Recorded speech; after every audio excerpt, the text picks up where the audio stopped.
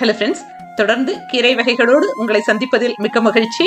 போன வாரம் சொல்லியிருந்தேன், இனி அடுத்த ஒரு வாரத்துக்கெல்லாம் கீரை வண்டியை பார்த்தா கூட அந்த பக்கம் நம்ம கண்ணு போகக்கூடாதுன்னு சொல்லிட்டு. ஆனா என்னோட கண்ணு போகக்கூடாதுன்னு நினைச்சனே தவிர என் ஹஸ்பண்டோட கண்ணு போகக்கூடாதுன்னு நான் நினைக்காம விட்டுட்டேன். காய்கறி வாங்க கடைக்கு போயிட்டு லிஸ்ட்லயே சொல்லாத கீரையும் சேர்த்து வாங்கிட்டு வந்துட்டாரு. சோ அடுத்த நாள் முருங்கைக்கீரை சாம்பாரோட தான் நாளை தொடங்குச்சு.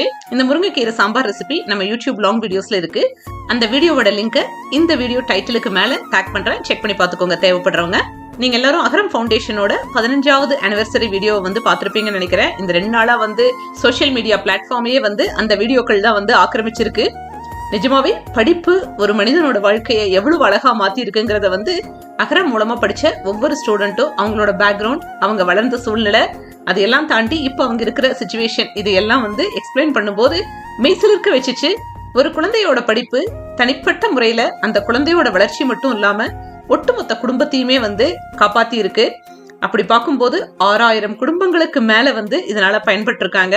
அடுத்து ஒரு 10 வருஷத்துல இந்த எண்ணிக்கை கட்டாயமா ஒரு 4 இருந்து 5 மடங்கு அதிகமா தான் இருக்கும். இந்த மாதிரி ஒரு விஷயத்தை எல்லாம் ஆரம்பிக்கும் போது நம்ம ஊர்ல நிறைய பேர் நெகட்டிவா தான் பேச ஆரம்பிச்சிருப்பாங்க.